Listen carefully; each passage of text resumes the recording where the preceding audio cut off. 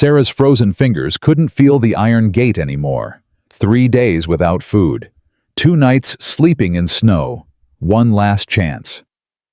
The ranch foreman was already turning away when she called out, her voice cracking.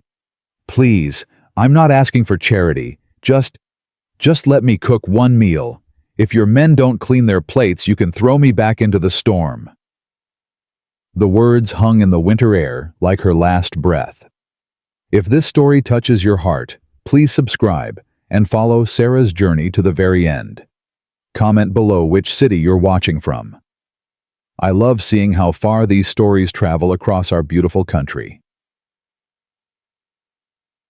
The blizzard had been Sarah's companion for 72 hours. Not a friend. A companion. There was a difference. Friends offered comfort. This storm offered only the cold promise that if she stopped moving, she would never move again. Her feet had gone numb somewhere around hour 40. By hour 50, she'd stopped trying to feel them. The cast iron skillet in her right hand, the only thing she'd salvaged from the wagon wreck that had killed her husband and taken everything else, weighed more with every step. 20 pounds of metal that should have been left behind miles ago. But Sarah Brennan didn't leave things behind. Not anymore. She'd already lost too much. "Just a little further," she whispered to herself. Her voice was a ghost in the wind. "Just to those lights." The lights had appeared an hour ago, golden squares of warmth in the gray-white void of the Montana Territory. A ranch. Civilization. Maybe mercy. Probably not mercy. Sarah had learned that lesson the hard way in the 3 towns she'd passed through since Jacob's death. Towns where widows without family were problems to be solved, not people to be helped. Where her offer to work, to cook, to clean, to do anything, had been met with suspicious eyes and closed doors. "We don't need charity cases," they'd said. "Come back when you've got somewhere to go," they'd said. "A woman alone. That's just trouble waiting to happen," they'd said. So she'd kept walking. West, always west, because east was the past, and the past was nothing but graves and ashes. The ranch fence materialized out of the snow like a dark promise. Post and rail sturdy as sin, stretching in both directions until the blizzard swallowed it whole. This wasn't some struggling homestead. This was an empire. Sarah's heart sank and soared at the same time. An empire meant food, meant shelter, meant dozens of men who needed feeding. An empire also meant a man powerful enough to turn her away without a second thought. She followed the fence line toward those golden lights, her free hand trailing along the frozen wood to keep herself oriented. The wind tried to push her sideways, tried to convince her to lie down in the snow just for a moment, just to rest. "No," she said out loud. "Not yet. Not here." The gate appeared like a judgment. 12 feet tall, heavy timber with an arch overhead that read Broken Creek Ranch in letters carved deep enough to hold shadows. Beyond it, through the curtain of snow, she could see the main house, a sprawling 2-story structure with smoke rising from 3 chimneys. Bunkhouses to the left, barns to the right, and everywhere the warm glow of lamplight. Sarah pressed herself against the gate and called out, "Hello! Hello, is anyone there?" The wind ate her words. She tried again, louder this time, putting everything she had left into it. "Please, I need help." Nothing. Just the howl of the storm and the creak of wood and the hammering of her own heart. She was raising her hand to bang on the gate with the skillet when a voice cut through the blizzard like a knife. "Gates closed for a reason." Sarah spun, nearly losing her balance. A man had materialized from the storm, tall, broad-shouldered, wearing a heavy sheepskin coat and a hat pulled low against the wind. His face was weathered leather, his eyes hard as the fence posts. "Please," Sarah said, hating the desperation in her voice but unable to hide it. "Please, I just need... We don't hire in winter." His voice was flat, final. He was already turning away. "I'm not looking for wages." The words burst out of her raw and urgent. "Just food. Just a place to sleep that isn't snow. I can work. I can cook. I can... Can't help you." He kept walking. Something inside Sarah cracked. Maybe it was pride.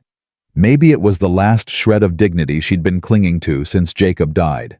Maybe it was just the simple absolute knowledge that if this man walked away, she would die in this storm. "My husband was killed by raiders 6 weeks ago." The man stopped. Sarah pressed forward, words tumbling out in a desperate rush. "They burned our wagon, took our horses, our food, everything. I walked to Benson Creek. They said no. I walked to Silver Falls. They said no. I walked to Redemption, and there wasn't anyone left to say anything because the whole damn town was dead." She was shaking now from cold and exhaustion and fear. "I have been walking through this God-forsaken territory for 3 weeks, mister. I have not eaten in 3 days. I have not slept in a bed in longer than I can remember. And I am so tired of begging people to let me earn a place at their table." The man had turned back around. He was watching her now, his expression unreadable. "I'm not asking for charity," Sarah said, forcing her voice steady. "I'm offering a trade. Let me cook 1 meal for your ranch hands. Just 1. If they don't eat every bite, if they don't ask for seconds, you can throw me back out into this storm, and I will go without complaint." Silence. Just the wind and the snow and the unbearable weight of his judgment. "What's in your hand?" he asked finally. Sarah looked down at the skillet as if she'd forgotten it was there. "My mother's, cast iron. She brought it from Pennsylvania when she married my father. Cooked every meal of my childhood in it. It's the only thing I managed to grab when—" She stopped. He didn't need her life story. He needed a reason to open that gate. "It makes the best cornbread you've ever tasted," she said instead. "And if you've got beef and potatoes and a few spices, I can make a stew that'll warm a man from the inside out. The kind of meal that reminds you what home feels like." The foreman, she assumed he was the foreman, studied her for a long moment. She could see him weighing options, calculating risks, deciding whether she was worth the trouble. "Name's Fletcher," he said finally. "I'm the ramrod here at Broken Creek, and I don't make decisions about who eats at the boss's table." Sarah's heart plummeted. "But," Fletcher continued, "boss is in town until tomorrow, which means I'm in charge until he gets back." He reached into his coat and pulled out a ring of keys. The sound of metal on metal was the sweetest thing Sarah had heard in weeks. "You get tonight," Fletcher said, unlocking the gate. "You cook for the evening meal. 23 men, including me. They eat at sundown. If the food's good, we'll talk about tomorrow when Mr. Maddox gets back." "Thank you," Sarah breathed. "Thank you, I won't." "If it's bad?" Fletcher interrupted, his voice hard as winter ground. "Or if you steal anything or cause any trouble whatsoever, I'll personally escort you back to that gate and lock it behind you. Storm or no storm. Understood?" "Yes, sir. Understood." Fletcher pushed the gate open just wide enough for her to slip through, then closed and locked it immediately behind her. "Cookhouse is the long building to the right. You'll find supplies in the pantry and a stove that heeds stoking. Bunkhouse is off limits. Main house is off limits. You stay in the cookhouse, you cook, and you don't talk to anyone unless they talk to you first." "Yes, sir." He looked her up and down one more time, taking in her ragged coat, her worn boots, the way she was shaking despite her best efforts to stand straight. "There's a washroom attached to the cookhouse," he said, his voice slightly softer. "Get yourself warmed up before you start cooking. A frozen woman can't work a stove." Then he turned and walked toward the bunkhouses, disappearing into the snow like he'd never been there at all. Sarah stood alone in the ranch yard, the gate locked behind her, the cookhouse ahead, and for the first time in 3 weeks, she let herself believe she might survive the night.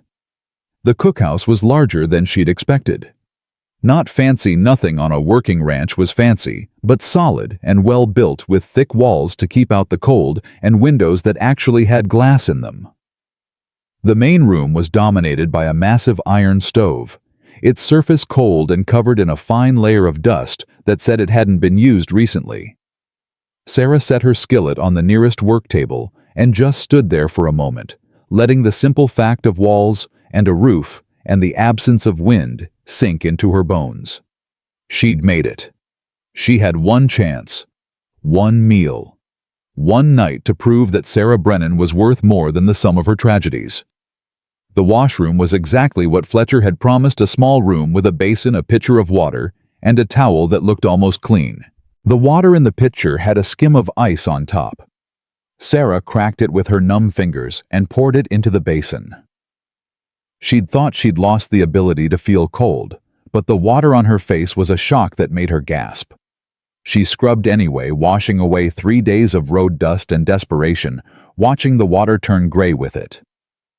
When she looked up at the small mirror hanging above the basin, a stranger looked back. Hollow cheeks, dark circles under eyes that had once been bright, hair that hadn't seen a proper brush in weeks hanging in dull brown tangles around her face. "You're not dead yet," Sarah told her reflection. "So get to work." The pantry was a revelation. Sacks of flour and cornmeal, barrels of potatoes and onions, salt pork hanging from hooks, a jar of lard that looked like it had barely been touched, dried beans and rice in quantities that spoke of a cook who bought in bulk and planned ahead, or a cook who'd stopped caring. Sarah ran her hands over the supplies, her mind already working through possibilities. 23 men. Hungry men who'd been working outside in this weather all day. They'd need something that stuck to the ribs, something warm and filling, something that tasted like more than just fuel. The memory hit her so hard she had to grip the edge of the shelf to stay upright. Jacob, sitting at their small table in the wagon, his face lit by candlelight, eating her beef stew with the kind of appreciation that made cooking feel like love. "Sarah," he'd said, "I don't know what magic you put in this pot, but I swear it tastes better every time you make it." "It's the bay leaf," she'd told him, smiling. "And browning the meat properly, and patience. You can't rush good stew." "Well, I'm a lucky man," Jacob had said, reaching across the table to take her hand. "Luckiest man in the whole Montana Territory." That had been 8 weeks ago. A lifetime ago. Before the raiders. Before the fire. Before everything. Sarah blinked hard and forced herself back to the present. The past was a luxury she couldn't afford. Not tonight. She hauled a slab of salt pork to the work table, found a knife that needed sharpening, and got to work. The process was meditation. Cut the pork into chunks. Render the fat. Brown the meat in batches, not crowding the pan, getting each piece dark and caramelized. The sizzle and pop of meat hitting hot fat was a language she understood better than English. Onions next. She peeled and diced a dozen of them, her eyes watering, her hands remembering the rhythm. Into the pot with the rendered fat, stirring until they went soft and golden. The stove had finally started to heat properly, responding to the dry wood she'd found stacked behind it. Sarah adjusted the damper and added more fuel. This was going to be a long simmer, and she needed steady heat. Potatoes. She must have scrubbed and chunked 3 dozen of them, her hands moving on autopilot while her mind raced ahead. Carrots, if there were any. She found some in the pantry, slightly soft but still good. Into the pot. She filled a bucket with water from the pump outside and added it to the pot, covering everything by 2 inches. Salt from the barrel. Pepper from a tin that looked like it had been there since before the war. And then came the moment that mattered. Sarah reached into her coat pocket and pulled out a small leather pouch. It was worn soft from years of handling, stained with old cooking grease, and it held everything she had left of her mother. Not memories. Memories were free. This was the actual inheritance, a collection of dried herbs and spices that her mother had given her on her wedding day. "You take care of these," her mother had said, pressing the pouch into Sarah's hands, "and they'll take care of you. A woman who can make a man's food taste like home will never go hungry." Sarah opened the pouch and breathed in the scent of dried thyme and bay leaves and the last precious pinch of black pepper that her mother had ground herself. "I'm trying, Mama," she whispered. "I'm trying to do what you taught me." She added the herbs to the pot. 2 bay leaves, a handful of thyme, the pepper, and stirred everything together. The smell that rose from the pot was the smell of her childhood, of Sunday dinners and Christmas mornings, and every good thing she'd ever known. Then there was nothing to do but wait. And while she waited, she'd make bread. Cornbread because that's what these men would expect. But not just cornbread. Good cornbread. The kind that was crispy on the edges and soft in the middle, the kind that could soak up stew without falling apart. She mixed cornmeal and flour salt and a little sugar lard and buttermilk from the icebox. She poured it into every pan she could find and slid them all into the oven portion of the stove. By the time the light outside had faded to the deep blue-gray of winter dusk, the cookhouse smelled like heaven. The stew had been simmering for 3 hours, the meat falling apart at the touch of a spoon, the broth rich and dark.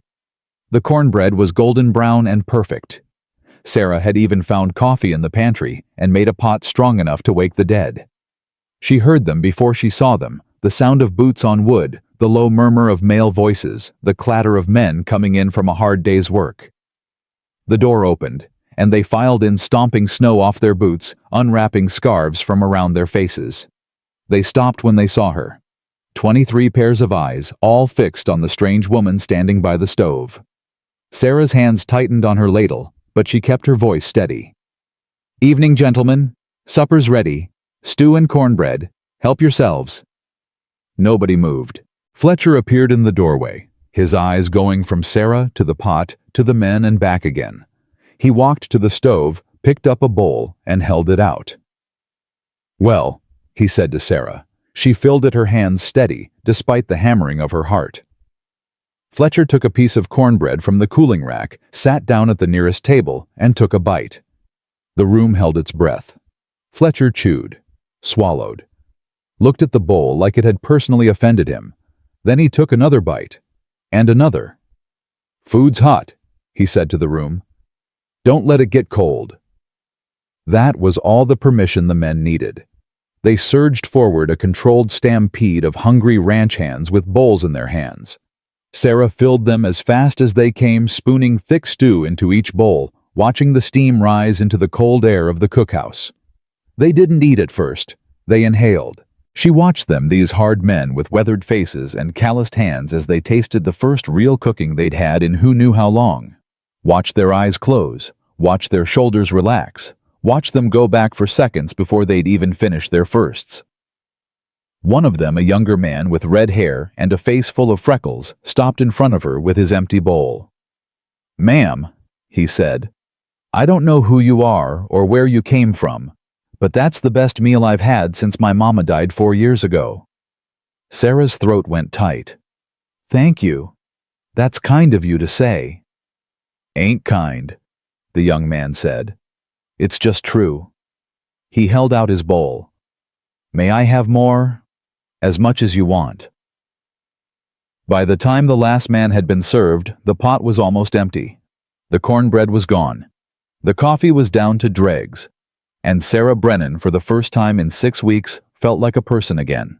Not a problem. Not a burden. A person with value. Fletcher stood up, scraping his chair back. The room went quiet again. "You boys need to clear out," he said. "Give the lady space to clean up." They filed out with mumbled thanks and appreciative nods, leaving Sarah alone with Fletcher and the mountain of dirty dishes. "You cooked for armies before?" Fletcher asked. "Just my husband. And myself." "Husband?" "Dead. 6 weeks ago." Fletcher nodded slowly, like this explained everything. Maybe it did. "What's your name?" "Sarah Brennan." "Well, Mrs. Brennan, you can stay the night. There's a room off the back of the cookhouse, used to be the old cook's quarters before he quit. It's got a bed and a stove. You're welcome to it. And tomorrow," Fletcher pulled his hat down lower on his head, "tomorrow we'll see what Mr. Maddox has to say about it. He's the one who makes decisions around here. I just keep things running while he's gone." "What's he like?" Sarah asked before she could stop herself. "You're Mr. Maddox." Fletcher's expression went carefully neutral. "He's fair, and he's tough, and he don't suffer fools or charity cases." "I'm not a charity case." "No," Fletcher agreed, looking at the empty pot and the cleaned-out pans. "I don't suppose you are." He walked to the door, then stopped with his hand on the frame. "Mrs. Brennan, That stew was good. Real good. Best we've had in months, maybe years. But Mr. Maddox, he ain't like us. He's got particular ways about things. So when he gets back tomorrow, you let me do the talking first. Understand? Yes, sir. And Mrs. Brennan, welcome to Broken Creek Ranch. Then he was gone, and Sarah was alone with the dishes and the dying fire, and the first real hope she'd felt since the world fell apart. She found the room Fletcher had mentioned small, but clean, with a narrow bed and a pot-belly stove, and a window that looked out onto the ranch yard. Someone had already stoked the stove. The room was warming up. Sarah sat on the edge of the bed and finally let herself feel the full weight of the day. The walking, the cold, the fear, the desperate gamble at the gate. And underneath all of that, like a coal that wouldn't quite go out, the grief. "I did it, Jacob," she whispered to the empty room. "I found a place. I don't know if I can keep it, but I found it." Outside, the blizzard howled on, but inside, Sarah Brennan was warm and fed and safe. For tonight, that was enough. Sarah woke to the sound of horses and the pale gray light that came before dawn. For a moment, one blessed confused moment, she didn't remember where she was. Then it all came back. The blizzard, the gate, Fletcher, 23 hungry men, and an empty stew pot. She was at Broken Creek Ranch, and today the man who owned it would decide whether she stayed or went back into the storm. She dressed quickly in the same clothes she'd worn yesterday, finger-combed her hair into something resembling order, and stepped out into the cookhouse. The big room was cold and dark, the stove dead. Outside the windows, snow was still falling softer now, but relentless. Sarah lit a lamp and got to work. By the time the first fingers of real daylight crept across the ranch yard, she had the stove roaring, coffee boiling, and bacon sizzling in her mother's skillet. Biscuits were in the oven. Real biscuits, the kind that required working cold butter into flour until your hands ached. She'd found eggs in the cold storage and was scrambling them with a little milk and salt. The door opened, and Fletcher walked in, stamping snow from his boots. He stopped when he saw the spread on the counter. "You didn't have to do this," he said. "Yes, I did." Sarah poured him a cup of coffee. "You gave me a chance. Least I can do is earn it." Fletcher took the coffee and wrapped his hands around the tin cup. "Mr. Maddox got back about an hour ago. He's up at the main house." Sarah's stomach clenched. "Should I go see him?" "He'll come to you. That's his way." Fletcher took a long drink of coffee.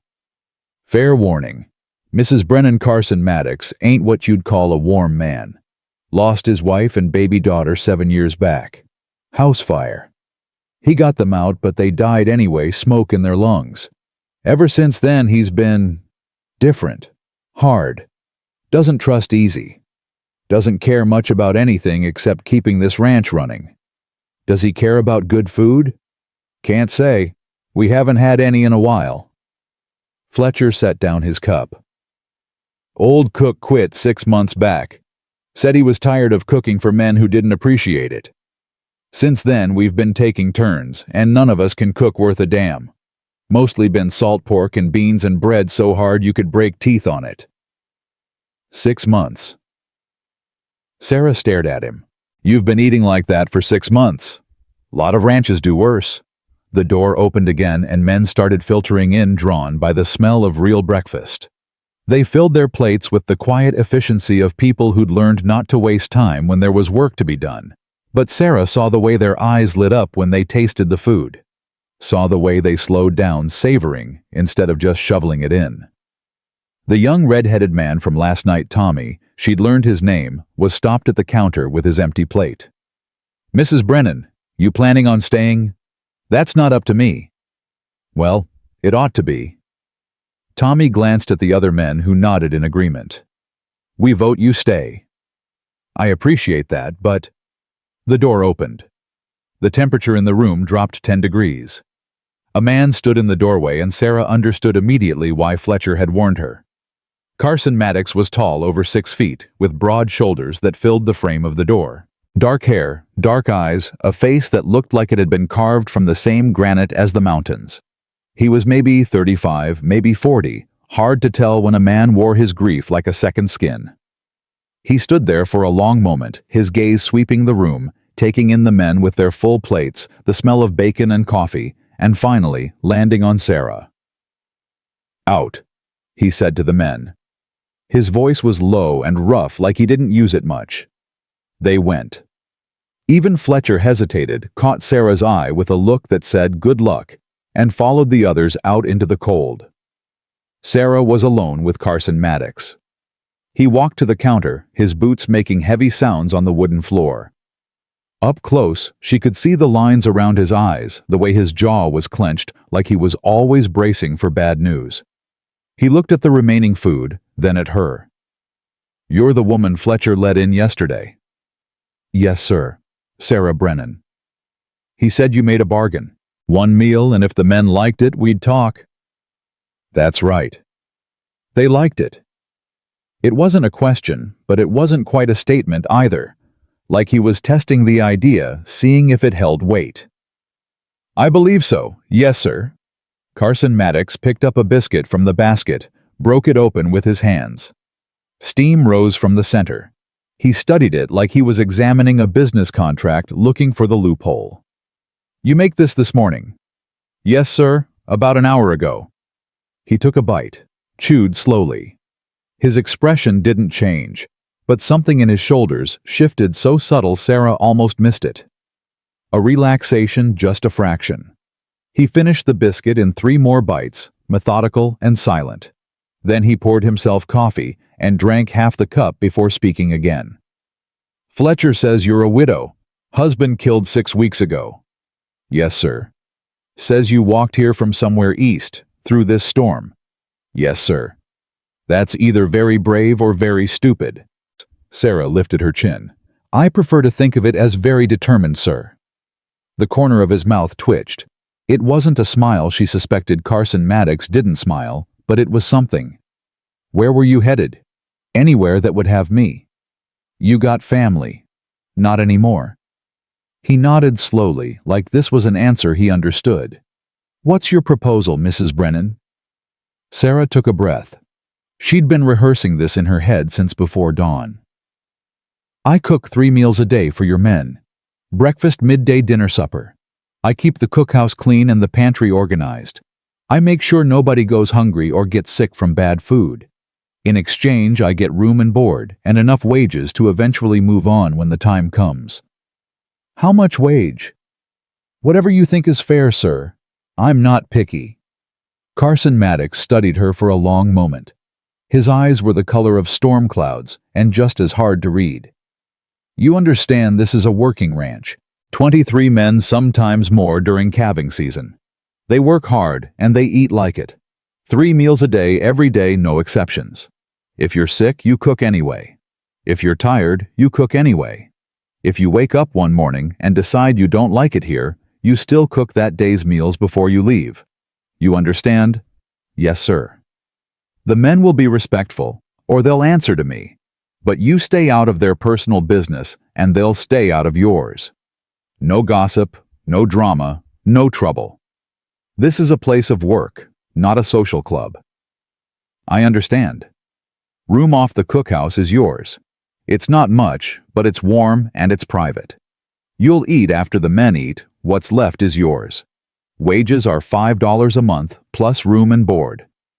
You can save it or spend it, I don't care, but you manage your own affairs." $5 a month. It was less than she'd made as a teacher back in Ohio, but more than she'd had in 6 weeks. "That's acceptable, sir." "One more thing." Carson Maddox set down his coffee cup. "I lost my family 7 years ago. I don't talk about it. I don't think about it, and I sure as hell don't want anyone else thinking about it either. You do your job. I'll pay you fair, and we'll get along fine.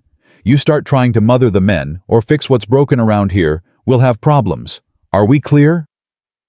Sarah looked at this hard, cold man who just offered her everything she needed and understood that he was offering it despite himself. That somewhere under all that ice was a man who knew what it was like to lose everything. "Crystal clear, sir." "Good." He turned to leave, then stopped. "Breakfast was acceptable. See that dinner is the same." Then he was gone, the door closing behind him with a finality that felt like a contract being sealed. Sarah let out a breath she didn't know she'd been holding. She had a job. She had a home. She had a future, even if it was just $5 a month and a room off a cookhouse. It was enough. More than enough. It was everything. Fletcher came back in a few minutes later, his eyebrows raised in question. "Well, I'm staying." Sarah couldn't keep the relief out of her voice. $5 a month plus room and board. Fletcher's weathered face broke into something that might have been a smile. "That's good. That's real good, Mrs. Brennan. He's not exactly warm, is he? You're Mr. Maddox." Carson Maddox hasn't been warm since the day his wife and daughter died in his arms. But he's fair, and he's honest, and he keeps his word. You do right by him, he'll do right by you. Sarah started cleaning up the breakfast dishes, her mind already moving ahead to dinner. "Fletcher, can I ask you something?" "Shoot." "What happened to the last cook? The real reason he left?" Fletcher was quiet for a moment, choosing his words carefully. "Name was Otis. Old man, been cooking on ranches for 40 years. He was good at his job, but he was also friendly. Liked to talk, liked to joke around with the men. Tried to do the same with Carson, asking about his day, making conversation at meals. Let me guess, Carson didn't appreciate it. Carson told him 3 times to stick to cooking and leave the socializing alone. Otis didn't listen. 4th time, Carson told him if he couldn't follow simple instructions, he could find work somewhere else. Fletcher shook his head. Otis quit that same day. Said he was too old to work for a man with a heart of stone. And the ranch has been without a proper cook ever since. Yep, Carson won't hire just anyone. Says he'd rather eat bad food than deal with someone who can't follow boundaries. Sarah absorbed this information, understanding it for the warning it was. Carson Maddox had drawn a line in the sand. Stay on her side of it and everything would be fine. Cross it and she'd be back in the snow. "I can do boundaries," Sarah said quietly. "Lord knows I've had enough practice lately." The weeks that followed fell into a rhythm as steady as a heartbeat. Sarah woke before dawn, lit the stove, started the coffee, and had breakfast ready when the men came in cold and hungry from morning chores. She spent her mornings preparing dinner, the big meal of the day served at noon when the men came in from the range. Afternoons were for baking bread, preparing supper, and keeping the cookhouse in order. Evenings were her own, spent in her small room with a book from the ranch's surprisingly well-stocked library, or mending her few clothes by lamplight. She learned the rhythms of the ranch, the patterns of the men's work. Mondays, they mended fence. Tuesdays and Wednesdays, they worked the cattle, moving them to different pastures or checking for illness. Thursdays were for equipment repair. Fridays, they cut firewood. Saturdays were half days with only essential chores. Sundays, they rested, or at least rested, as much as ranch work allowed. She learned the men's names and their preferences. Tommy liked his eggs runny. Fletcher took his coffee black and strong enough to strip paint. Old Jebediah, the grizzled cowhand who'd been at Broken Creek longer than anyone, wouldn't eat anything with onions in it. Young Miguel, barely 18, was always hungry and always polite, calling her Senora Brennan, with a respect that made her throat tight. And Carson Maddox remained exactly as distant as he'd promised to be. He came to meals with the men, ate whatever she served, without comment, and left. He never complained, never complimented, never engaged in the easy conversation that sometimes rose up among the ranch hands. He was a ghost at his own table, present, but not really there. Sarah kept her promise. She didn't try to draw him out, didn't ask questions, didn't push. She cooked, she cleaned, she stayed in her lane. But she watched him. She couldn't help it. She watched the way he carried himself, straight-backed and rigid, like he was always ready for the next blow. Watched the way his jaw clenched when anyone laughed too loud, like joy was a personal offense. Watched the way he sometimes stood at the cookhouse window, staring out at nothing, his coffee going cold in his hands. He was a man drowning in memories, and he'd decided the only way to survive was to stop feeling anything at all. It made Sarah's heart ache in ways she didn't want to examine too closely. The first crack in Carson's armor came 3 weeks after Sarah started working at Broken Creek. A horse broke loose during a storm and ran into barbed wire, opening up a deep gash along its shoulder. The men got it back to the barn, but by the time Carson arrived, the horse was screaming and thrashing wild with pain and terror. "Hold him still!" Carson snapped at Fletcher and Tommy, who were trying to keep the animal from hurting itself further. "We're trying, boss." "Not good enough. Miguel, get the... Let me help." The words were out of Sarah's mouth before she could think better of them. Carson's head whipped around. "What?" "I said let me help. I grew up on a farm in Ohio, helped my father with injured horses more times than I can count. Mrs. Brennan, this is not not what? Not my job. I don't care." Sarah was already moving toward the horse, her voice dropping into the low, soothing tone she'd learned from her father. "Easy now. Easy, boy. Nobody's going to hurt you." The horse's ears flicked toward her voice.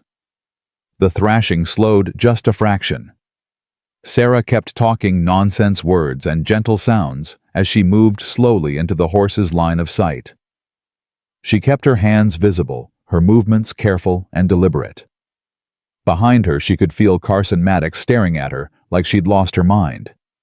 Maybe she had. But this horse was suffering, and Sarah Brennan couldn't just stand by and watch suffering. It wasn't in her nature. She reached out slowly and touched the horse's neck, just a light pressure fingers, gentle against the sweat-slick coat. The horse flinched, but didn't pull away. "That's right," Sarah murmured. "You're all right. We're going to fix you up. Going to make you feel better." "Mrs. Brennan," Carson started. "Fletcher, get behind his head where he can't see you. When I give the signal, hold him steady. Mr. Maddox, you'll need to clean and stitch that wound fast. He's not going to stay calm for long." There was a moment of stunned silence. Then Carson set his voice tight with something Sarah couldn't identify. "Do it." Fletcher moved into position. Sarah kept her hand on the horse's neck, kept talking in that low, soothing voice. When she felt the animal's muscles start to relax just slightly, she nodded. "Now." Fletcher held the head steady. Carson moved in with clean water and needle and thread his hands quick and sure. The horse tried to pull away, tried to rear, but Sarah was there, her hand firm on his neck, her voice a constant calming presence. "Almost done, almost over. You're being so brave." Carson tied off the last stitch and stepped back. "Let him go." Fletcher released the horse's head. The animal stood there, shaking his eyes still wide, but no longer wild. Sarah kept her hand on his neck, kept talking until the shaking stopped. "Good boy," she whispered. "Such a good, brave boy." She looked up to find Carson Maddox staring at her with an expression she couldn't read. It wasn't anger exactly. It was something else, something that looked almost like surprise. "Where'd you learn to do that?" he asked quietly. "My father. He trained horses for the cavalry before the war. Said the secret was making them feel safe, not just holding them down." Carson nodded slowly. He looked at the horse, then back at Sarah. "Thank you." It was the first time he'd thanked her for anything. The first acknowledgement that she was more than just a woman who made food appear on schedule. "You're welcome, Mr. Maddox." He turned and walked out of the barn without another word, but something had changed. Sarah could feel it in the air, like the shift in pressure before a storm. She'd crossed a line she'd promised not to cross. She'd stepped outside her role as cook and into his world. She didn't know if that was a good thing or a terrible mistake. 2 days later, she found out.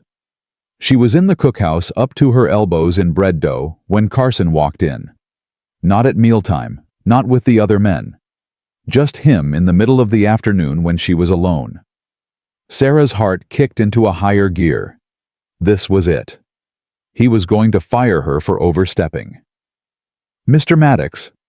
She wiped her hands on her apron. "Is something wrong?" "I need to talk to you about what happened in the barn." "Here it comes." "Yes, sir?" "You were out of line." "I know, sir. I'm sorry, I'm not finished." His voice was sharp-cutting. "You were out of line, and under normal circumstances I'd have words with you about staying in your designated role." Sarah swallowed hard. "I understand.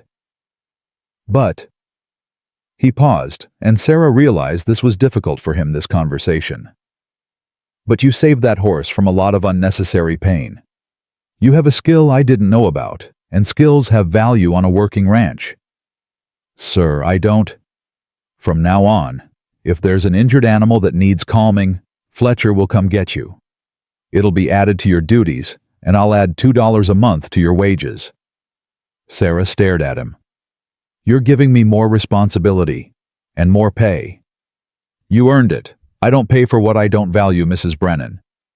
His storm-cloud eyes met hers, and for just a moment she saw something in them that looked almost like respect. "You're good at what you do. All of what you do. That's worth acknowledging." "Thank you, Mr. Maddox. That's very generous." "It's fair. There's a difference." He turned to leave, then stopped. "Mrs. Brennan, the bread you made yesterday, the kind with the herbs in it." "Yes." "Make that again?"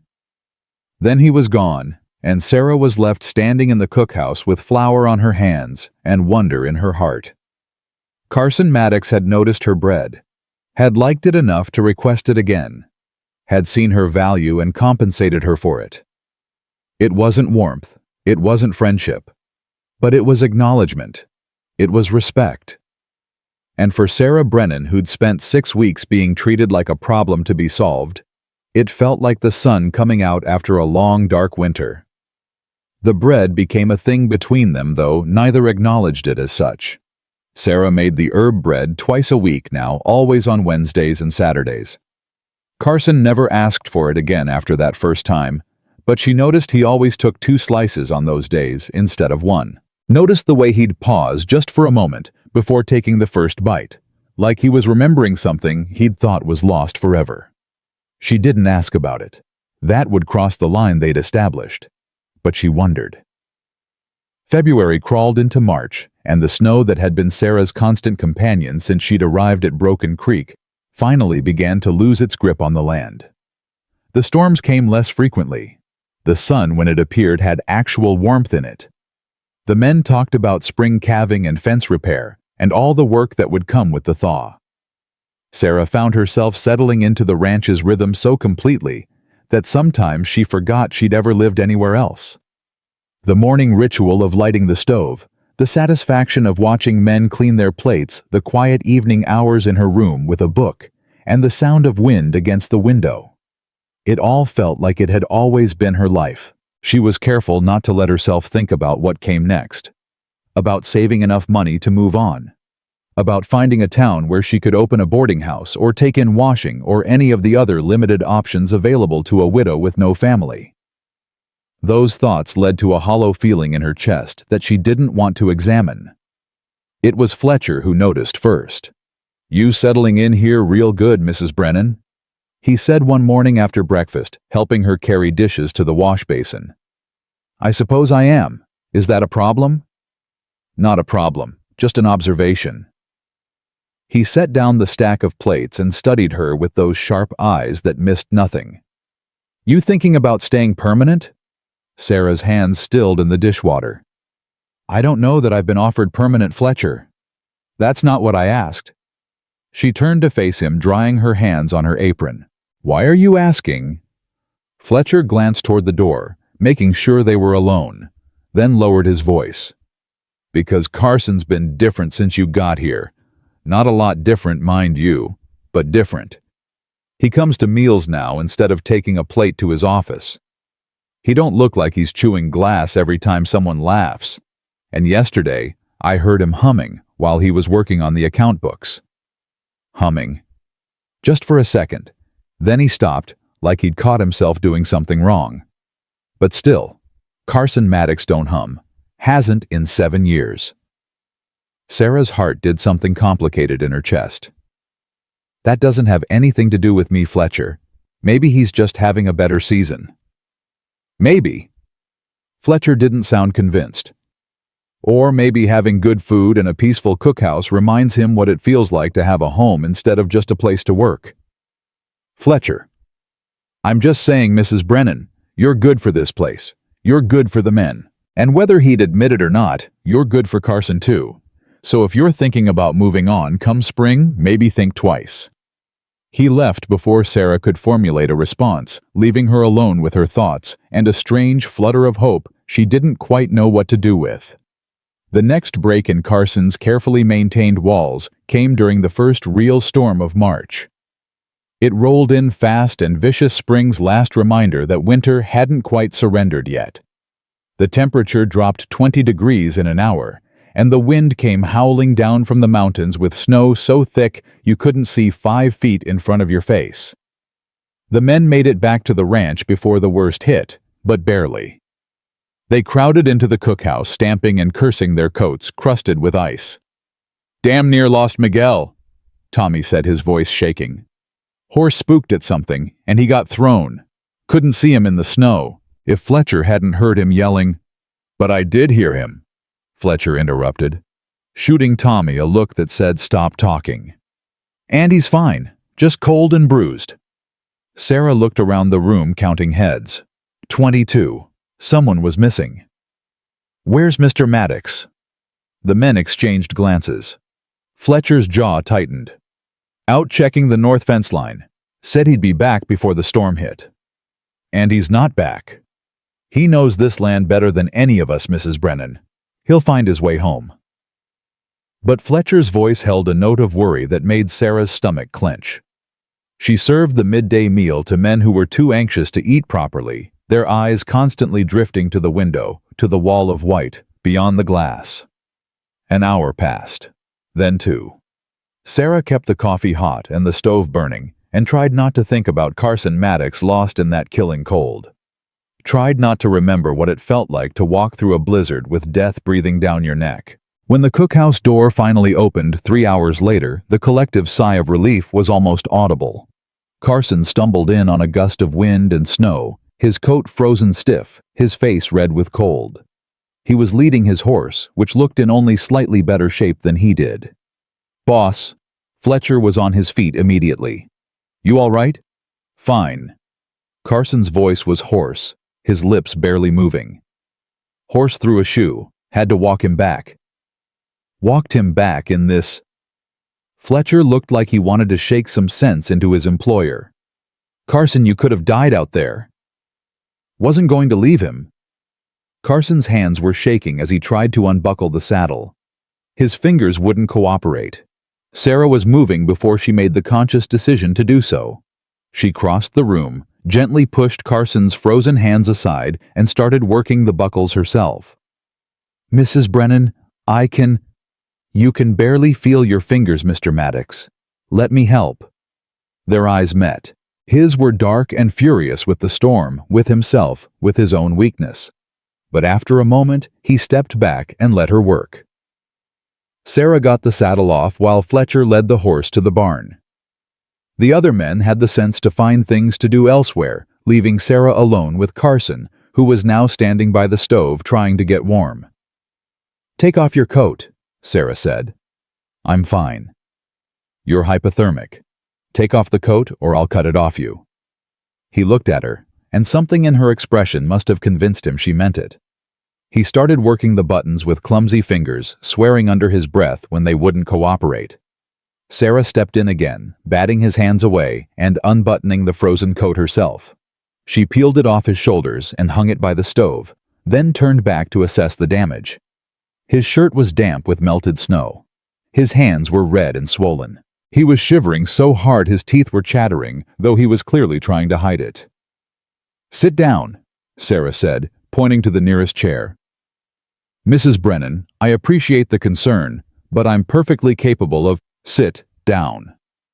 Carson Maddox, who gave orders to 24 men without question, who ran a ranch the size of a small kingdom, who had walked through a blizzard leading an injured horse because he wouldn't leave it behind, sat down. Sarah poured hot coffee and pressed the cup into his hands, wrapping her own hands around his to help him hold it steady. His fingers were like ice. "Drink." He drank his eyes on her face, an expression in them she couldn't quite name. She went to her room and came back with the extra blanket from her bed, wrapping it around his shoulders. Then she filled a basin with warm, not hot, warm water and knelt in front of him. "Give me your hands." "Mrs. Brennan." "Your hands." "Mr. Maddox." "Now." He held them out, and Sarah guided them into the warm water. He sucked in a breath at the sensation, his jaw clenching. "I know it hurts. That means they're warming up. That's good." They stayed like that for several minutes, Sarah kneeling in front of Carson Maddox, holding his hands in warm water while he shivered under her blanket. The cookhouse was quiet, except for the crackle of the fire and the howl of wind outside. "Why did you do that?" Sarah asked quietly. "Do what? Walk 3 hours through a blizzard, leading an injured horse?"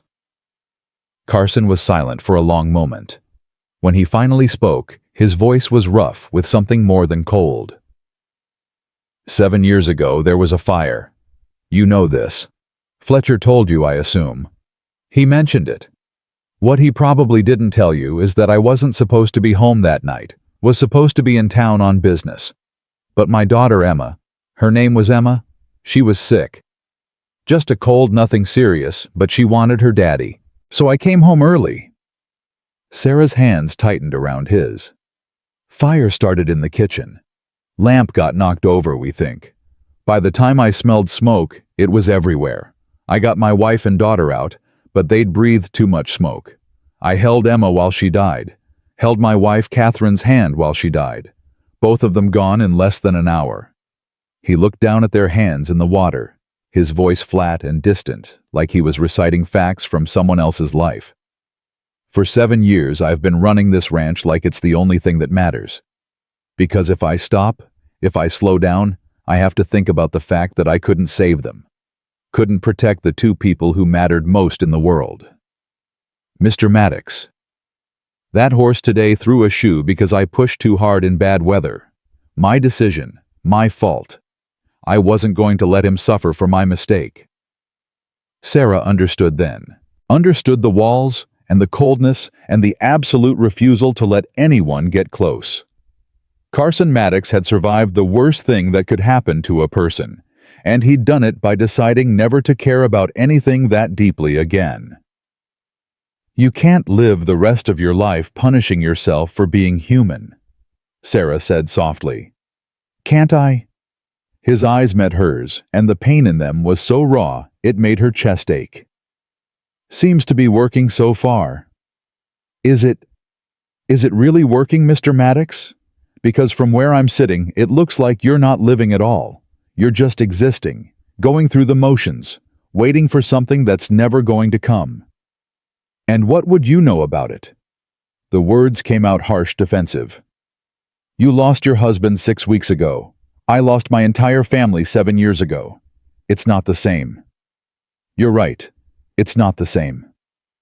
Sarah pulled his hands from the water and started drying them carefully with a towel. But I know what it feels like to want to stop existing because the pain is too much. I know what it's like to walk through a storm, because at least that's pain. You can understand pain, that makes sense. She looked up at him, met his eyes directly. I also know that at some point you have to decide whether you're going to let the past kill you or whether you're going to find a way to keep living. Even if living hurts, even if every day is a battle, you have to decide. Carson stared at her for a long moment, and Sarah saw something shift in his expression. A crack in the ice. A glimpse of the man he might have been before grief turned him to stone. What did you decide? He asked quietly. I decided to keep walking, even when I didn't know where I was going. Even when I wanted to lie down in the snow and let it take me. I kept walking until I found a gate and a chance and a place where maybe, just maybe, I could remember what it feels like to be alive. The silence that followed was different from all the other silences between them. This one felt like a door opening, like something fragile and important being offered and carefully, tentatively accepted. Your hands are warm now, Sarah said, releasing them. You should eat something, get your strength back. She started to stand, but Carson's voice stopped her. "Mrs. Brennan." "Yes. Thank you. For the water. And for—" He trailed off like he couldn't quite find the words. "For being human. Yeah. For that." Sarah smiled a small, sad smile that understood more than words could say. "You're welcome, Mr. Maddox." The next morning, Sarah found a box on the cookhouse counter. It was plain wood, unmarked, with a note on top in a strong, slanted handwriting she didn't recognize but somehow knew was Carson's. The note said, "For the herb bread. Thought you might be running low." Inside the box was a collection of dried herbs more extensive than anything she'd owned since leaving Ohio.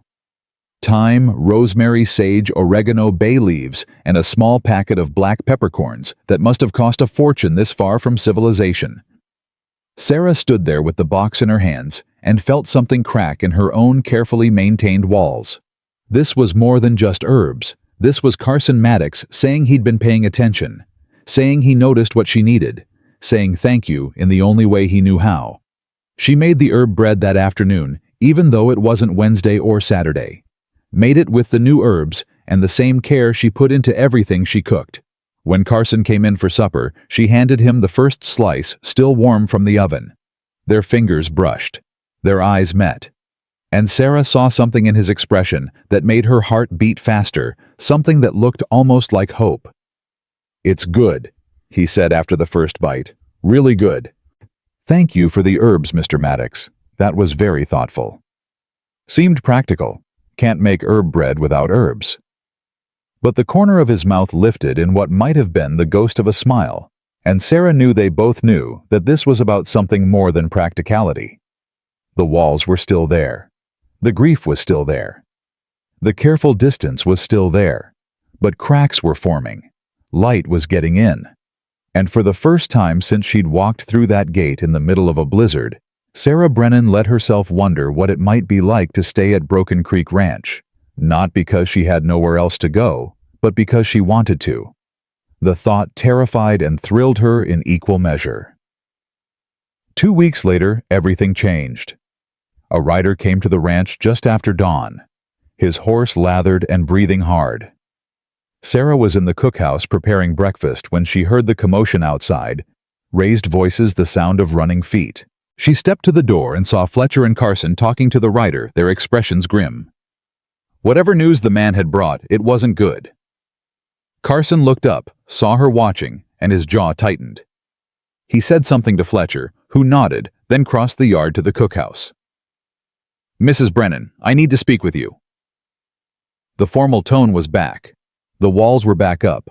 Whatever crack had formed between them, it had just sealed shut. "Of course, Mr. Maddox. Is something wrong?" He stepped into the cookhouse and closed the door behind him. When he turned to face her, his expression was carefully neutral, too carefully neutral. "That rider brought news from Benson Creek.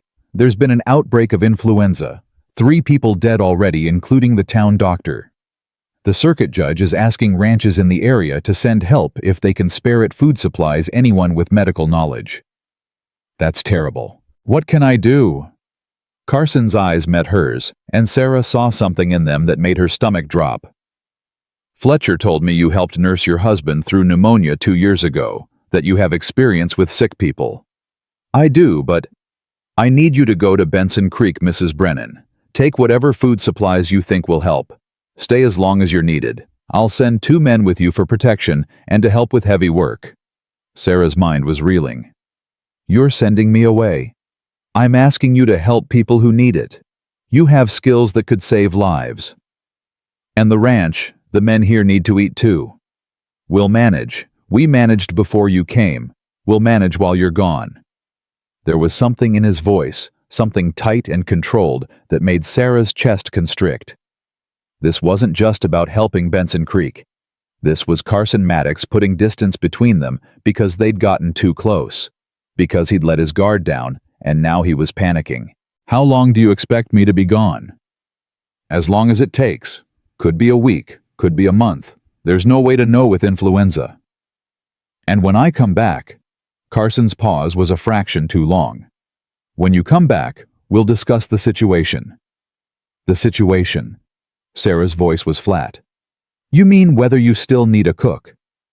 I mean whether it makes sense for you to return to Broken Creek, or whether you'd be better served finding a position in town. Benson Creek's growing. They might need someone with your skills permanent. There it was, the escape hatch he was offering himself. Send her away, and if she happened to not come back, well, that was just how things worked out sometimes. Sarah felt something inside her harden into resolve. She'd been here before, been dismissed, been sent away, been told she wasn't needed. She'd survived it then, and she'd survive it now. But that didn't mean it didn't hurt. When do I leave? Within the hour. Pack what you need. Tommy and Miguel will go with you. Very well, Mr. Maddox. I'll start gathering supplies. She turned away before he could see her face, before he could see the hurt and anger and bitter disappointment warring in her expression. Mrs. Brennan. She stopped but didn't turn around. Yes. Be careful. Influenza it's dangerous.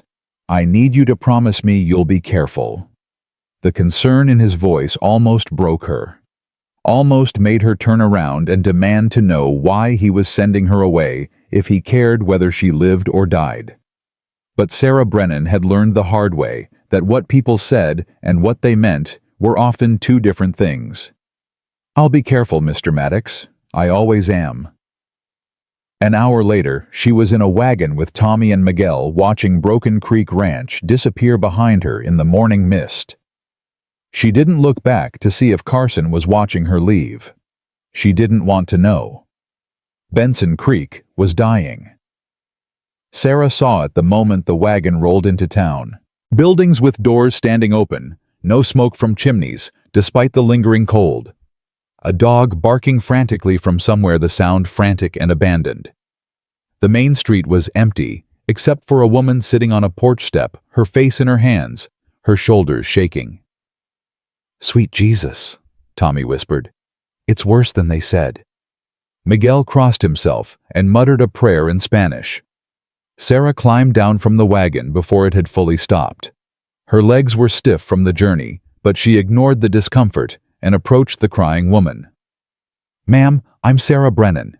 We're here from Broken Creek Ranch to help. Can you tell me where the sick are? The woman looked up with red-rimmed eyes. She was maybe 40, though grief and exhaustion had aged her. Church. They're using the church as a hospital. Reverend Talbot's been trying to tend them, but he doesn't know medicine. Just prayer. And prayer ain't enough. How many sick? 15, maybe 20, hard to say. Some are bad off, some are just starting. My husband...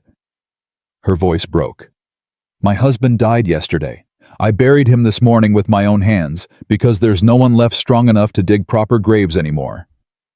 Sarah knelt beside the woman and took her hand. What's your name? Constance. Constance Miller. Constance, I need you to listen to me. I've nursed people through pneumonia and fevers before. I'm not a doctor, but I know how to help. Can you show me to the church?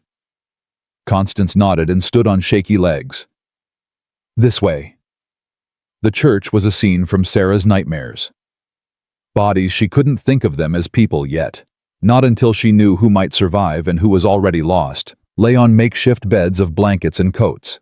The air was thick with the smell of sickness, sweat, and fever, and something darker that Sarah recognized as the scent of death hovering nearby.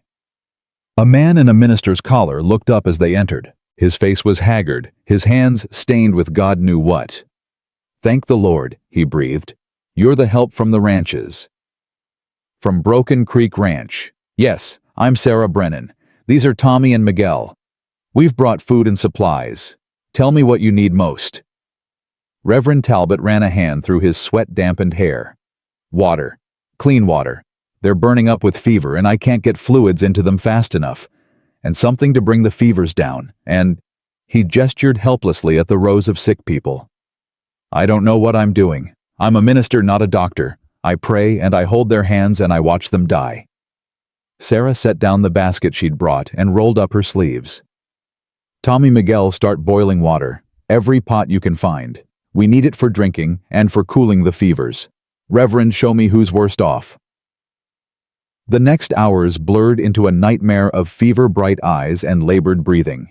Sarah moved from patient to patient, checking pulses, feeling foreheads, making swift judgments about who could be saved and who was already too far gone. It was brutal calculus, the kind that made her heart ache, but there was no time for sentiment. A young girl, maybe 10, burning with fever. Sarah stripped off the heavy quilts someone had piled on her, well-meaning but wrong, trapping the heat, and began cooling her with water-dampened cloths. The girl whimpered but didn't wake. "What's her name?" Sarah asked Constance, who was hovering nearby. "Lucy. Lucy Hammond. Her mama died 3 days ago. Her papa's in the back corner. He's got it bad too." Sarah's jaw tightened. "Stay with her. Keep the cloths cool. Change them every few minutes. We need to bring this fever down." An old man gasping for breath, his lips turning blue. Sarah propped him up on extra blankets, knowing it was probably futile, but unable to just let him suffocate. She held a cup of water to his lips and spoke softly while he struggled to breathe. "Easy now. Small sips. That's it." He died 20 minutes later, his hand in hers, while she whispered words of comfort she barely remembered choosing. Sarah closed his eyes gently and moved to the next patient. A woman in her 30s, pregnant and terrified. "My baby," she kept whispering. "Please, I can't die. My baby needs me." "You're not going to die," Sarah told her with more confidence than she felt. "Your fever's not as high as the others. You're strong. You're going to fight this, and you're going to live to hold your baby." By midnight, Sarah had lost track of time. Her dress was soaked with sweat and water from the fever-cooling cloths. Her hands were raw from wringing out rags. Her back screamed from bending over patient after patient. But she didn't stop.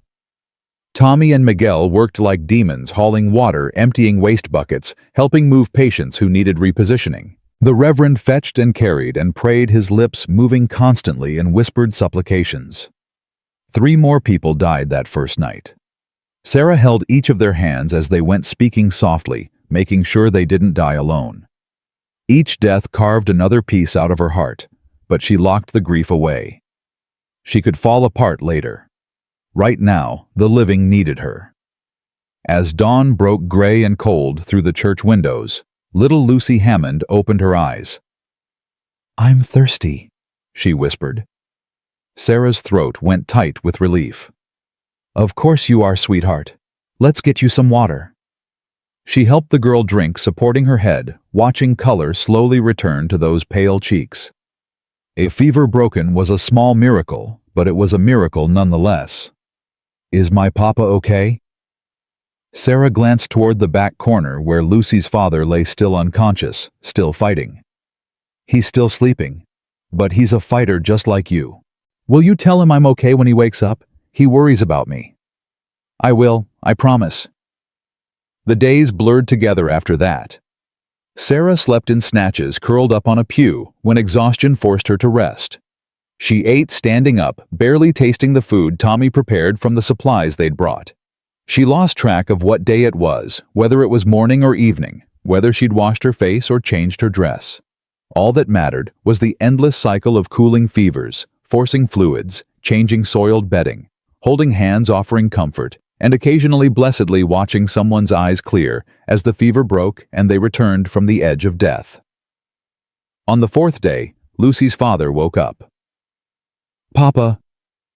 Lucy was still weak, but she managed to crawl to his bedside. "Papa, you're awake." John Hammond's eyes found his daughter, and Sarah saw tears track down his fever-flushed cheeks. "Lucy, my little Lucy, you're okay." "Mrs. Brennan saved me, Papa. She saved lots of people." John's gaze moved to Sarah, who was changing the bandages on an infected wound across the room. "Thank you," he mouthed. Sarah nodded, too tired for words, and went back to her work. It was on the 6th day that Sarah felt the first tickle in her throat. She ignored it. She was just tired, just overworked. She'd been caring for sick people for days without proper rest. Of course she felt run down, By that evening she was shivering despite the warmth of the church. Her head ached. Her throat was raw. "Mrs. Brennan, you don't look so good," Tommy said, catching her arm as she swayed. "I'm fine, just tired." "You're burning up." He pressed his hand to her forehead and swore. "Miguel, she's got it." "No." Sarah tried to pull away. "No, I can't be sick. There are still people who need—" The room tilted sideways, and suddenly she was on the floor, though she didn't remember falling. Strong hands lifted her, and she heard Miguel's voice saying something in Spanish, his tone urgent. "Bed. Now." That was Tommy brooking no argument. "Can't. Have to. You have to rest before you kill yourself trying to save everyone else." Reverend Talbot's face swam into view above her. "You've done enough, Mrs. Brennan. More than enough. Now it's our turn to take care of you." Sarah wanted to argue, but the fever was already pulling her under like a riptide. The last thing she heard before darkness took her was Tommy's voice tight with worry.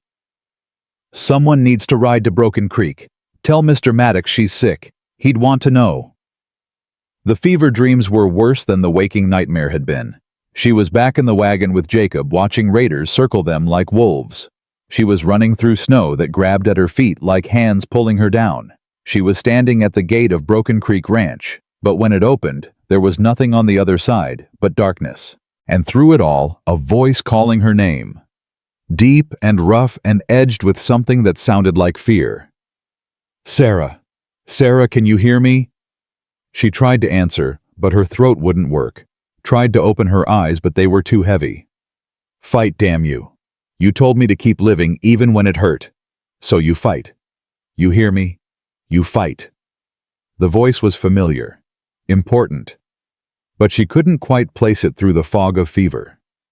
Sometimes she surfaced enough to feel cool cloths on her burning skin, to feel water pressed to her lips, to hear whispered prayers and murmured encouragements. "Come on, Mrs. Brennan. You're too stubborn to let a little influenza take you down." That was Tommy. "Por favor, señora. Lucha. Fight." Miguel. "The Lord's not done with you yet, child. Keep breathing." Reverend Talbot. And that other voice, the one that seemed to anchor her when she started drifting too far. "I'm not ready to lose you. Do you hear me, Sarah? I'm not ready." Carson. That was Carson's voice. But that was impossible. Carson was at Broken Creek Ranch. Carson had sent her away because he didn't want her getting too close.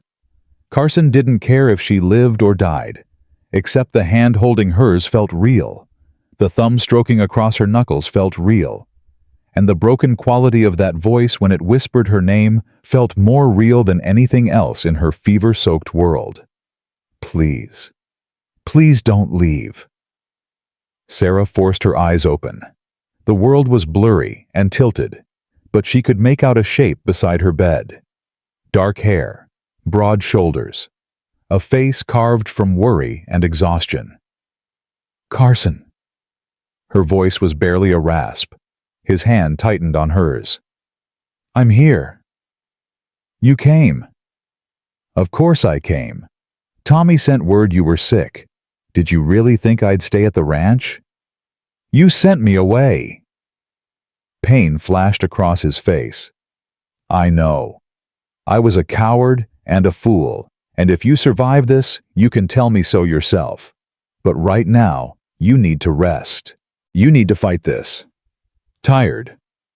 "I know you are, but you're the strongest person I've ever met, Sarah Brennan. You walked through a blizzard because you refused to give up. You saved this whole town from dying, so you can damn well save yourself too." She wanted to argue, wanted to tell him she'd used up all her strength on other people and had none left for herself. But the darkness was pulling at her again, and it was so much easier to let go than to keep fighting. "Stay," she whispered. "I'm not going anywhere, I promise." Sarah let herself slip back under, but this time she wasn't afraid. Carson was here. Carson was holding her hand, and somehow that made all the difference. She woke in full light 2 days later, weak as a newborn, but clear-headed for the first time in over a week. The fever had broken. Carson was asleep in a chair beside her bed, his head resting on his folded arms next to her on the mattress. He looked terrible, unshaven, hollow-eyed, his shirt rumpled and stained. He looked like a man who hadn't left her side in days. Sarah's heart did something complicated in her chest. She reached out with her free hand, the other was still trapped beneath his, and touched his hair gently. He jerked awake immediately, his eyes finding hers with an intensity that stole her breath. "Sarah, you look awful," she whispered. A sound escaped him that might have been a laugh or a sob. "You're one to talk. You've been unconscious for 2 days. Do you have any idea how terrified I've been?" "Why? Why?" He stared at her like she'd lost her mind. "Because He stopped, swallowed hard. "Because you matter. To me. More than I wanted to admit. More than I knew how to handle. That's why I sent you away. Not because I didn't need you. Because I needed you too much and it scared the hell out of me." Sarah's throat went tight. "Carson, I lost everyone I loved once. Promised myself I'd never care that deeply again because I couldn't survive losing someone else. Then you showed up at my gate in the middle of a blizzard, half dead and clutching a cast-iron skillet, and you made me remember what it felt like to be alive." He lifted their joined hands, pressed his lips to her knuckles. "When Tommy came and said you were sick, I thought I was going to lose you before I ever got the chance to tell you that somewhere along the way you stopped being just my cook. You became the reason I started looking forward to mornings again. The reason the ranch felt like a home instead of just a place to work. The reason I wanted to keep living instead of just existing." Tears were streaming down Sarah's face. "You sent me away." "I know. And I will regret that for the rest of my life. But I'm asking you, begging you, please don't leave. Come back to Broken Creek. Not as my cook. As my partner. As someone I can build a life with if you'll have me. Carson, You don't have to answer now. You're sick and you need to recover. But when you're well, I want you to know that I love you, Sarah Brennan, and I will spend the rest of my life proving it to you if you'll give me the chance." Sarah looked at this hard, damaged man, who'd just laid his heart bare, who'd ridden through God knew what kind of weather to be by her side, who'd held her hand through fever and darkness and fear. "I don't need time to think about it," she said softly. "I love you too. Have for a while now, though I was too scared to admit it. I'll come back to Broken Creek. Not because I have nowhere else to go, but because that's where my home is. Where you are." Carson closed his eyes like he'd just heard the answer to a prayer he'd been too afraid to speak out loud. When he opened them again, there were tears in those storm cloud eyes. "Thank God," he whispered. "Thank God." He leaned forward and pressed his forehead to hers, careful not to jostle her still weak body. They stayed like that for a long moment, breathing each other in, letting the truth of what they'd just confessed settle around them like a blessing. "When we get home," Carson said quietly, "I'm going to court you properly. Flowers and walks and all the things I should have done from the beginning. I don't need flowers. Maybe not, but I need to give them to you. I need to do this right, Sarah. You deserve that." "What I deserve," Sarah said, her hand coming up to cup his rough cheek, "is a man who sees me, who values me, who isn't afraid to let himself love and be loved. And that's what I have." Carson turned his face into her palm and kissed it softly. "I'm going to spend every day proving you made the right choice." "I know you will." Sarah recovered slowly over the next week, gaining strength day by day under Carson's watchful care. He'd taken over one of the church's small side rooms for them, giving her privacy while staying close enough to hear if she needed him. Tommy and Miguel had returned to Broken Creek with messages for Fletcher about running the ranch in Carson's absence, but Carson himself refused to leave until Sarah was well enough to travel. "The ranch has survived without me before," he said when she protested that he needed to get back. "It'll survive a few more days. You're more important." Those words, "you're more important," became a refrain Sarah heard again and again during her recovery. When she tried to get up too soon and nearly fainted, Carson caught her and said it. When she insisted on helping Reverend Talbot with the remaining patients. Despite her weakness, Carson gently steered her back to bed and said it. When she worried about being a burden, Carson took her face in his hands and said it like an oath. "You're more important, Sarah. More important than the ranch, than the cattle, than anything else in my life. The sooner you accept that, the better." By the end of the second week, the influenza outbreak had burned itself out. Of the 23 people who'd been sick when Sarah arrived, 18 had survived. 5 graves stood in the churchyard, but it could have been so many more. The town knew it. Constance Miller brought Sarah a beautiful quilt. She'd pieced herself, tears in her eyes, as she pressed it into Sarah's hands. "You gave us back our lives," Constance said. "This doesn't come close to repaying that debt, but I wanted you to have something to remember us by." "I don't need anything to remember you," Sarah said, embracing the woman, "but I'll treasure this. Thank you." The Reverend organized a town dinner in Sarah's honor before she left, and half of Benson Creek showed up with food and gratitude. Little Lucy Hammond presented Sarah with a drawing of the two of them holding hands, the words, "My Angel," written in careful child script at the top. Sarah kept that drawing folded carefully in her pocket for the journey home. The ride back to Broken Creek Ranch took 2 days, and Carson drove the wagon himself, insisting Sarah rest in the back on a bed of blankets, despite her protests that she was perfectly capable of sitting on the bench. "Humor me," he said. "I've discovered I'm going to be an insufferably protective man when it comes to you, and you might as well get used to it now." Sarah smiled and settled into the blankets. "I suppose I can live with that." "Good, because I'm just getting started." They talked during the journey, really talked in a way they never had before. Carson told her about his childhood on a smaller ranch in Wyoming, about his father who'd taught him everything about cattle and nothing about showing affection, about meeting Catherine at a church social and knowing within 5 minutes he was going to marry her, about Emma's birth and how he'd held that tiny baby in his hands and understood for the first time what it meant to love someone more than your own life. "When they died," he said quietly, staring at the road ahead. "It felt like God had played a cruel joke, given me everything I'd ever wanted just so he could take it away and show me how powerless I really was. I spent 7 years angry at God, angry at myself, angry at the whole damn world. And now?" Sarah asked softly. "Now I think maybe God didn't take everything away. Maybe he left just enough broken pieces that when you showed up, I'd recognize what I was being offered. A second chance. A reason to try again." Sarah reached forward and squeezed his shoulder. "I like to think Jacob and Catherine and Emma are somewhere together looking down and smiling because the people they loved found each other." Carson's hand came up to cover hers. "I'd like to think that too." They arrived at Broken Creek Ranch just as the sun was setting, painting the mountains in shades of gold and purple. The moment the wagon rolled through the gate, men started pouring out of the bunkhouse. Fletcher reached them first, his weathered face breaking into a grin.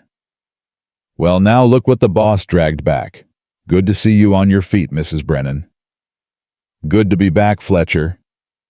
We've been managing the cooking in shifts like before, but I gotta tell you we're all mighty tired of burnt biscuits and weak coffee.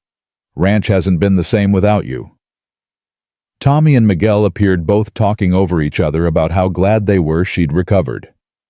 Jebediah shuffled over with his perpetual scowl and said gruffly, "Suppose you'll be expecting us to eat vegetables again now that you're back."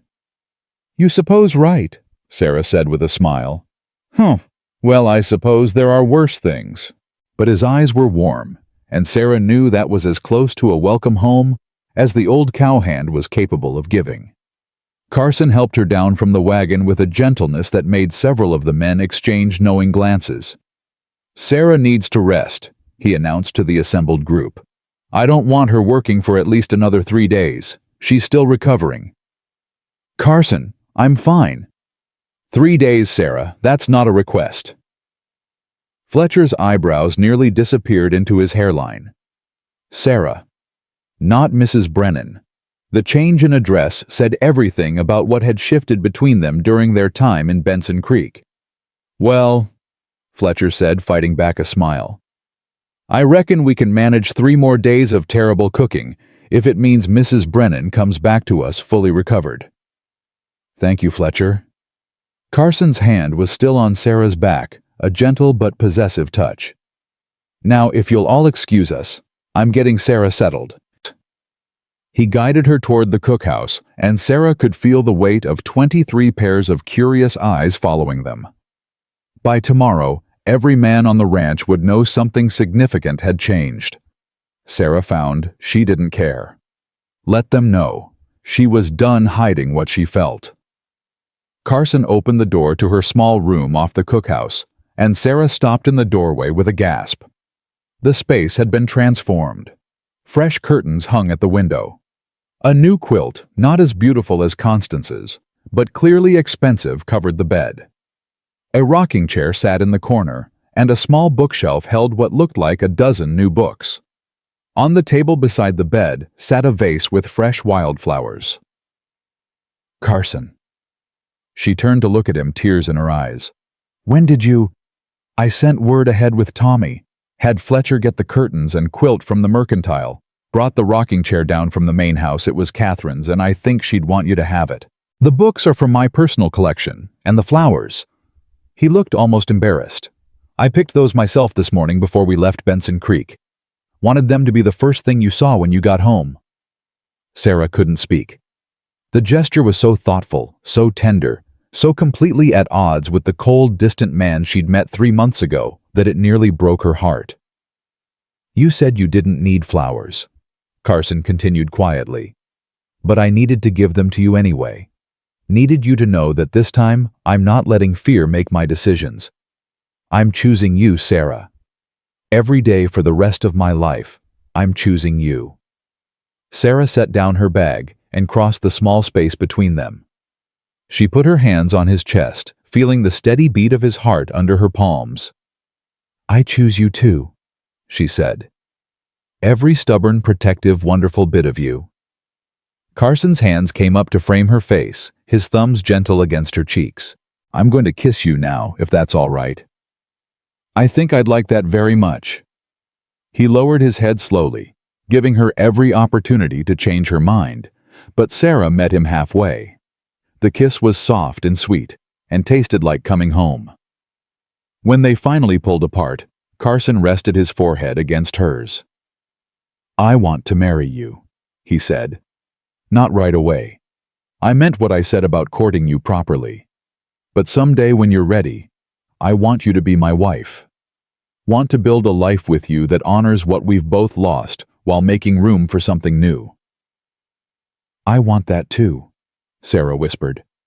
"But Carson, I need you to understand something. I will never try to replace Catherine. I will never try to be Emma's mother.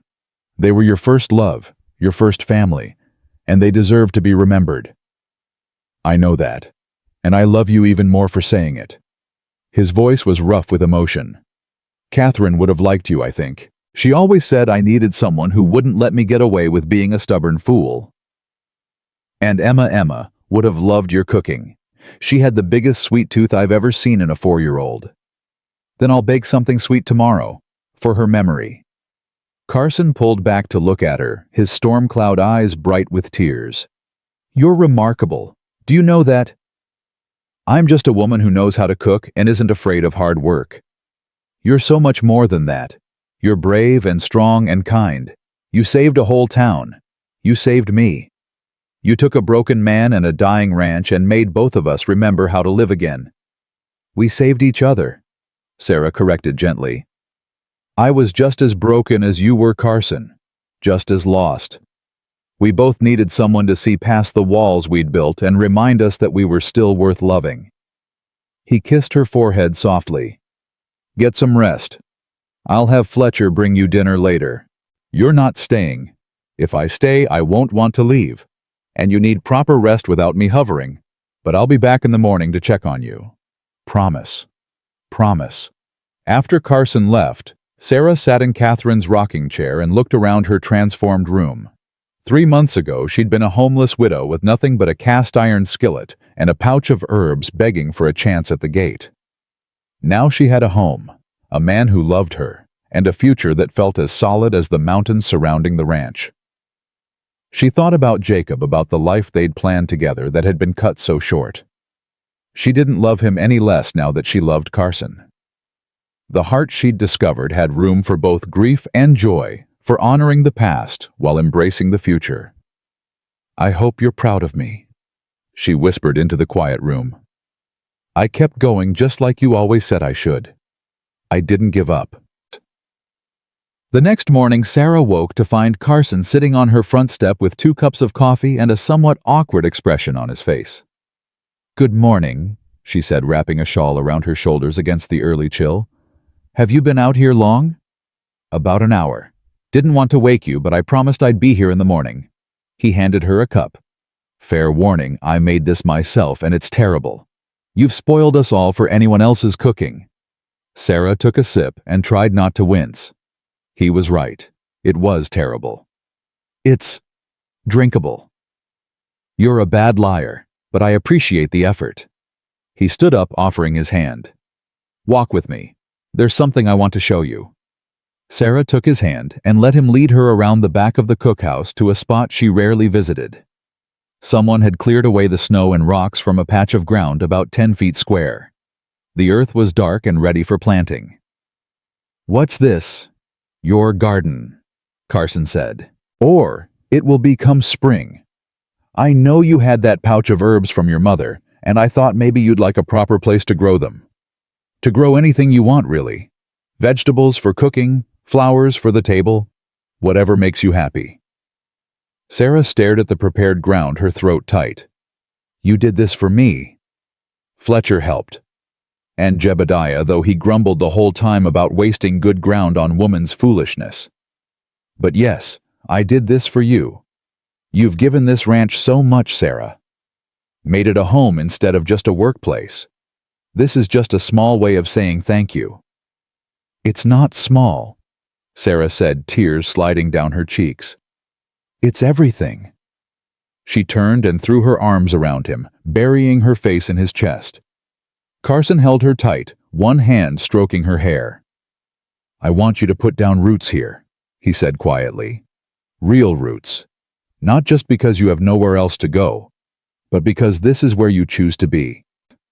"I already have," Sarah said, looking up at him. "The moment I chose you, I chose Broken Creek. This is my home now." The 3 days of enforced rest passed slowly, with Sarah chafing at the inactivity but secretly enjoying the attention. Carson visited every morning with terrible coffee and stayed to talk for hours. Fletcher brought her books from the main house library. Tommy regaled her with stories about the disasters that had occurred in the kitchen during her absence. "Miguel tried to make stew like yours," Tommy said with a shudder. "Forgot to brown the meat first. It was gray, Mrs. Brennan. Gray. We ate it anyway because we were hungry, but it was an insult to stew." "I'll make you proper stew tomorrow," Sarah promised. "If Carson will let me back in my own kitchen." "I'm standing right here," Carson said from the doorway. "And yes, tomorrow you can go back to work. But only half days for the first week. I'm not negotiating on that." "Half days," Sarah agreed. "But full meals. The men deserve better than gray stew." On the 4th day, Sarah returned to the cookhouse kitchen and felt something in her soul settle into place. This was where she belonged. Not just because she was good at cooking, but because feeding people was how she showed love. It was her gift, her calling, and she'd found a place where that gift was valued. She made beef stew for dinner that day, proper stew with well-browned meat and herbs from what remained of her mother's pouch. The smell drew men from all over the ranch yard like a siren song. When they filed in and saw her standing at her stove again, the cheer that went up made Sarah laugh out loud. "Did you miss me?" she asked. "Miss you?" Jebediah snorted.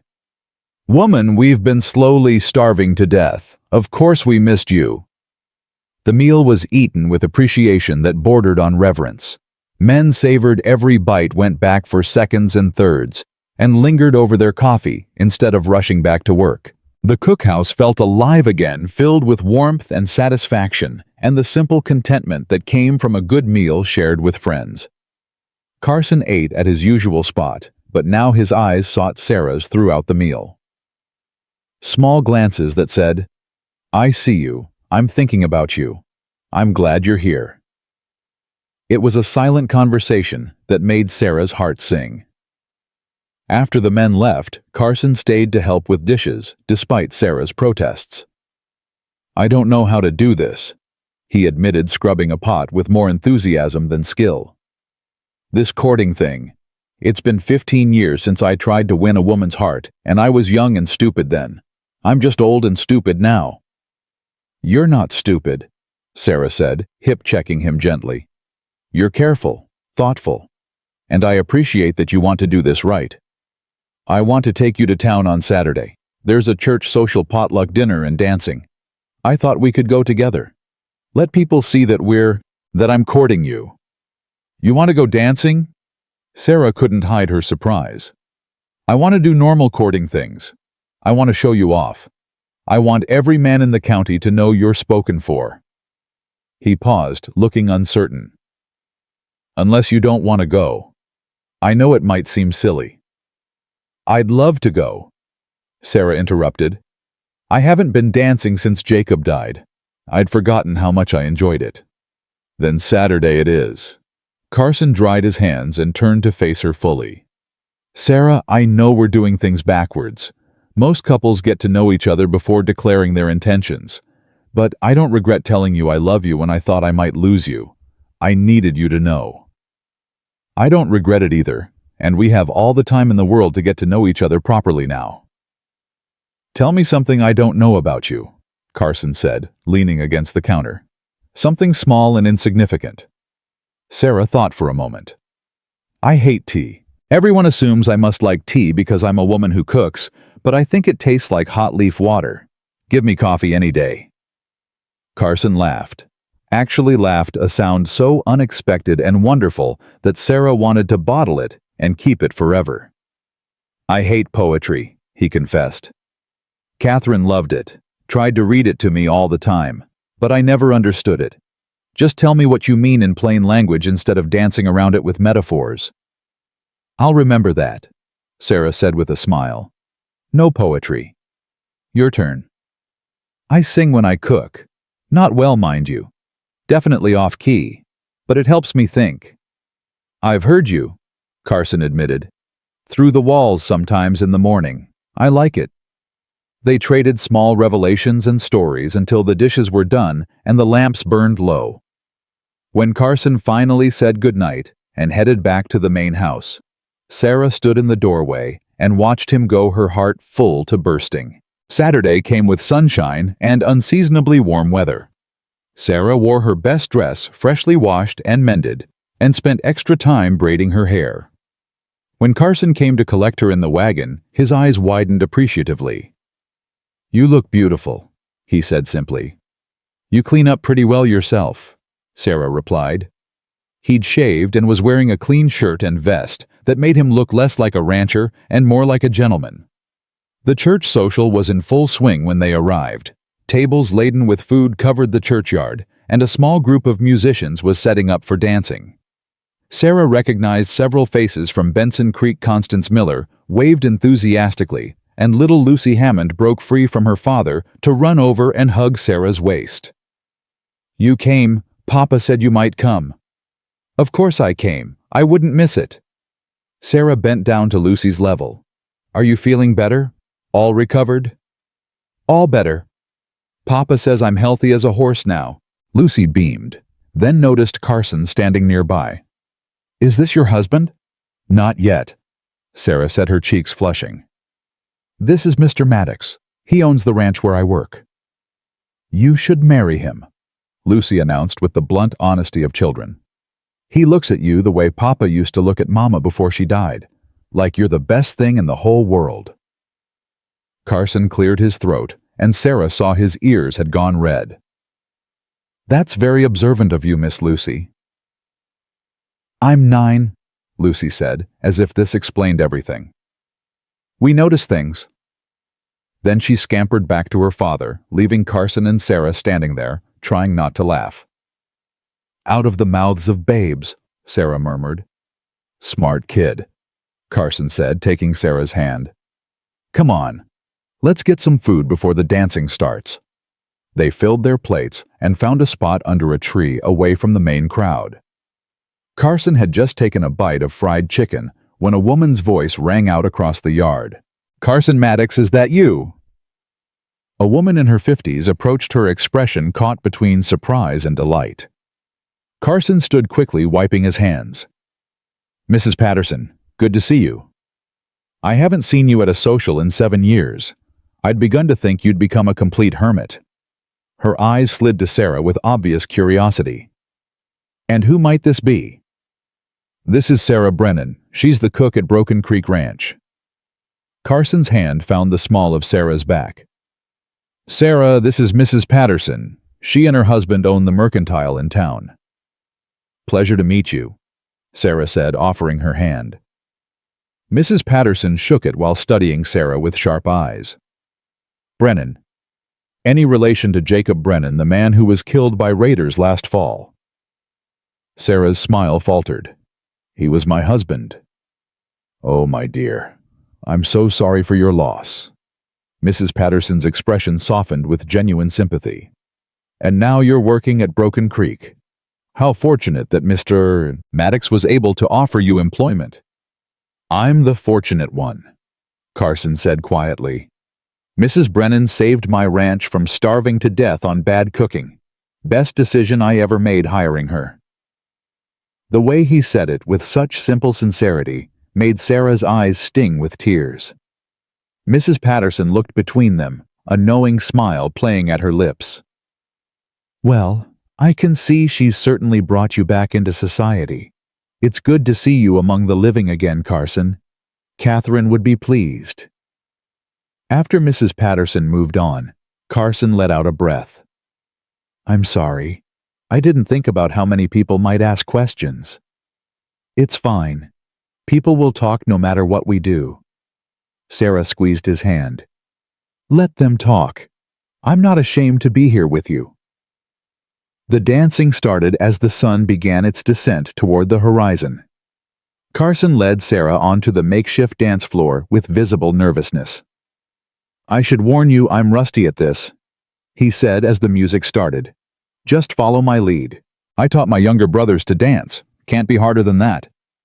Carson proved to be a competent dancer despite his protests, and Sarah found herself laughing as they spun through the simple country dances. Other couples joined them, and Sarah saw several ranch wives she recognized from the mercantile watching with approving smiles. When a slow waltz began, Carson pulled Sarah closer, one hand at her waist, the other clasping hers. They moved together smoothly, and Sarah let herself enjoy the moment, the music, the warm evening air, the solid presence of the man holding her. People are staring, Carson murmured. Let them. They're just happy to see you happy again. I am happy. Happier than I've been in 7 years. Happier than I thought I had any right to be after everything I lost. Sarah looked up at him, seeing the wonder in his face, the almost disbelief that life had given him a second chance. You have every right to be happy, Carson. You deserve good things. You've worked hard, and you've suffered enough. It's okay to let yourself feel joy again. When did you get so wise? When I spent 3 weeks walking through a blizzard with nothing but time to think. She smiled up at him. Turns out nearly dying gives you some perspective on what matters. They danced until the stars came out and the musicians packed up their instruments. On the ride home, Sarah leaned against Carson's shoulder, comfortable and content. Thank you for today, she said quietly, for letting people see us together, for not hiding what we are. What are we? Carson asked, though his tone suggested he already knew the answer. We're two people who found each other when we both thought we were done living, who gave each other a reason to try again, who are building something new while honoring what we've lost. That's a lot to be, Carson said with a smile in his voice. We're a lot of things, but mostly I think we're home for each other. Carson pulled the wagon to a stop in the middle of the empty road and turned to face her fully. Sarah Brennan, I know I said I wanted to court you properly. Take my time and do this right. But I need you to know that I'm already certain, already know what I want. What do you want? You, forever, as my wife, my partner, my best friend, the woman who brings light and warmth and life back into my world. I want to wake up next to you every morning and fall asleep beside you every night. I want to build a life together that's big enough to hold both our pasts and our future. Sarah's heart was pounding. Are you asking me to marry you? Not yet, not officially. I still owe you the proper courtship, the flowers and the sweet words and all the things you deserve. But I wanted you to know that when I do ask, the answer's never been in doubt. Not for me. You're it, Sarah. You're the person I want to spend the rest of my life with. Then you should know, Sarah said, her voice thick with emotion, that when you do ask, my answer's not in doubt either. It's yes, Carson. It's always been yes. He kissed her then, soft and sweet and full of promise, while the stars wheeled overhead and the night wrapped around them like a blessing. 2 months later, on a Sunday morning, with wildflowers blooming across the Montana Territory, Sarah Brennan became Sarah Maddox in a simple ceremony at the Benson Creek Church. Little Lucy was her flower girl. Fletcher stood as Carson's best man. Every ranch hand from Broken Creek was there, along with half the population of Benson Creek, who'd come to see the woman who'd saved their town marry the man who'd saved her.